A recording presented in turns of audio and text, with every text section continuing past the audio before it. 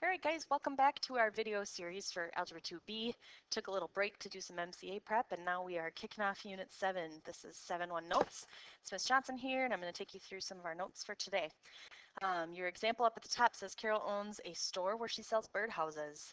The revenue from the birdhouse sales is given by the equation R of x is equal to 125x.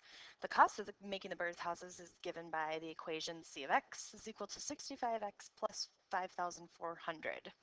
The first part of this asks us, how could we figure out what the profit is? Now, we had a question like this back in chapter 6, where we were told, or where we learned that when we want to find the profit of something, we need to take the revenue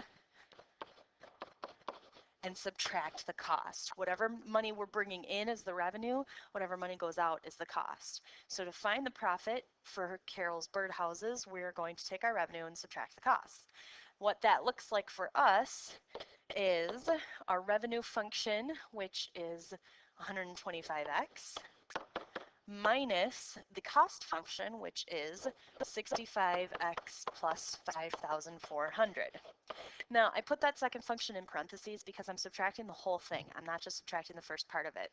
So what happens here when I simplify this is that I need to actually distribute that subtraction throughout. So I have 125x minus 65x minus 5,400. And then I can combine my like terms there. 125x minus 65x is 60x. So a function or an equation for her profit looks like 60x minus 5,400. Okay, so we're talking about operations of functions today, and that was just an example of subtracting two functions. And we're going to look at all four operations today.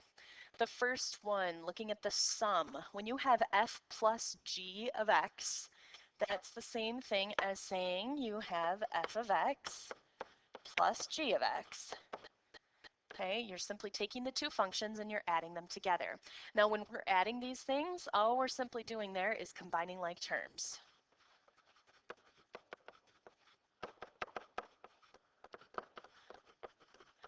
Okay, so let's take a look at an example. Let's say our f of x is x plus 2 and g of x is 3x.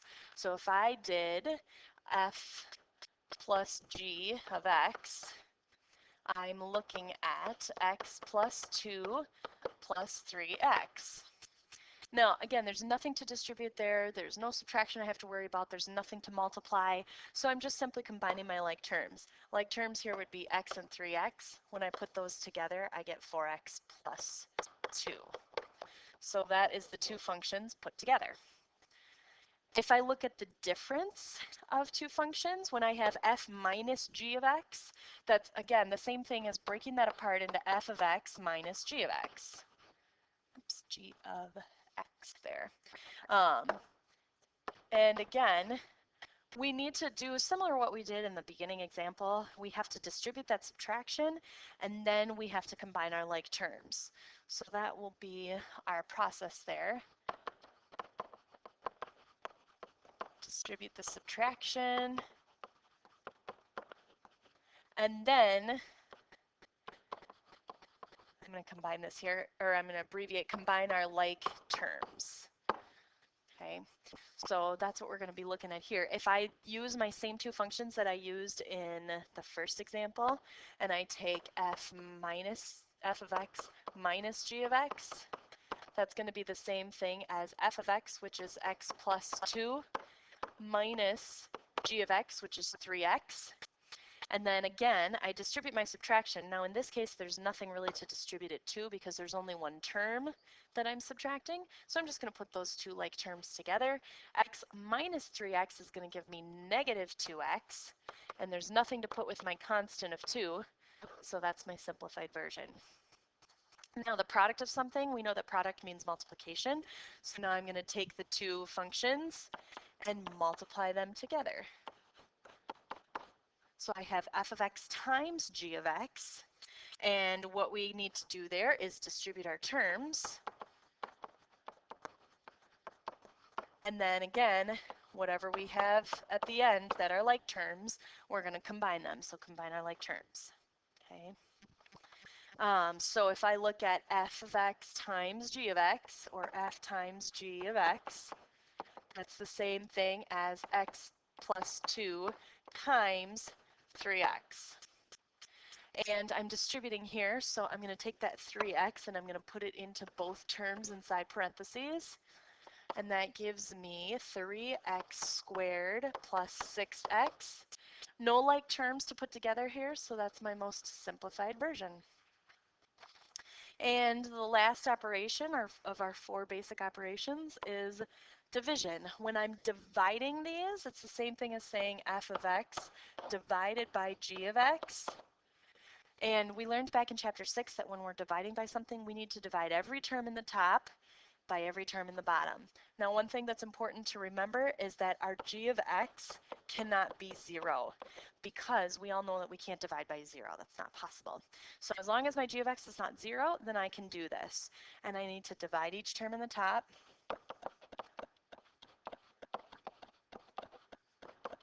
by each term in the bottom.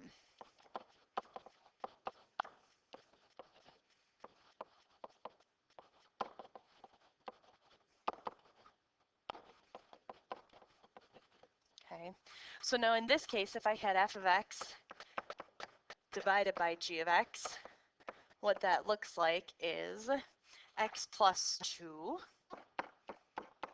divided by 3x. So now I'm going to take that x plus 2 and I'm going to split that off into 2 separate fractions there. That's going to look like x divided by 3x and also 2 divided by 3x. And then I would simplify whatever I can. In x divided by 3x, I can get rid of my x terms, and I'm left with just 1/3. For the 2 divided by 3x, there's nothing that I can actually do with that, so it's just going to stay as it is. And those are not like terms. I can't do anything else, so that's my most simplified answer there. So there's an example and just some notes on how we use those 4 operations. Now let's take a look at a couple of our practice questions. In number 1, we are given the functions x squared minus 3x plus 1 and 4x plus 5, and we want to find each function. So the first one is adding. I'm going to take the f of x and add g of x. So f of x plus g of x looks like this. F of x is x squared minus 3x plus 1. G of x is 4x plus 5. And all I need to do here really is look for my like terms. X squared is alone, but I have a negative 3x and a 4x. I also have a constant of 1 and a constant of 5. So putting those together, I get x squared plus x plus 6. And that is my f plus g of x. Nothing else that I can do to simplify there. And that's it. Let's take a look at part B. In part B, I now have f minus g of x. So now I'm going to subtract the 2. That's not what I wanted. Slide. Thank you. F minus g of x is the same thing as f of x minus g of x. Just split them apart and look at them separately. So I have f of x, which is x squared minus 3x plus 1. Again, it's really important that you put them in parentheses. That's going to help you keep things organized and give you a clearer picture of what's really happening with these. Now I need to distribute my subtraction first. That's going to go to both terms behind, so that makes that 4x negative and it makes the 5 negative. Now that I've distributed the subtraction, I can look for my like terms. So I have a negative 3x and a negative 4x, and I have a positive 1 and a negative 5. Again, the x squared is by itself, so there's nothing I can do with that. Negative 3x and negative 4x is negative 7x, and 1 minus 5, or 1 plus negative 5, is negative 4. So that's my f minus g of x. Okay. Let's do one more example together today. We're going to look at number 2, and it says given that f of x is x squared plus 5x minus 1 and g of x is 3x minus 2, find each function. The first one is multiplying, so now I'm going to take these two and I'm going to multiply them together. F of x is x squared, oops, not 2 squared, x squared plus 5x minus 1. g of x is 3x minus 2. Now you can use the box method for this that we talked about back in chapter 6, or you can just distribute them. I'm just going to distribute here and see what happens. That's going to give me 3x to the third, and then minus 2x squared.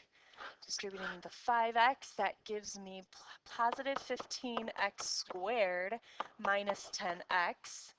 And the last one, distribute the negative 1, that's going to give me negative 3x plus 2. Now, I want you to go ahead and pause the video at this point and see if you can finish part A on your own.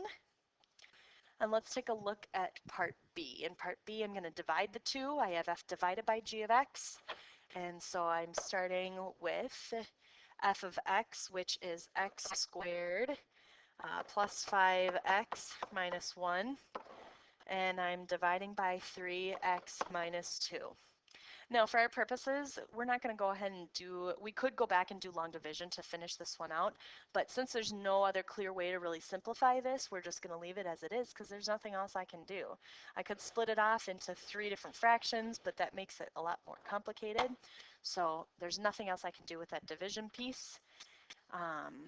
And that's going to come to the end of our video for today. We'll come back tomorrow, finish the rest of the notes. Thanks for watching, and I will see you then.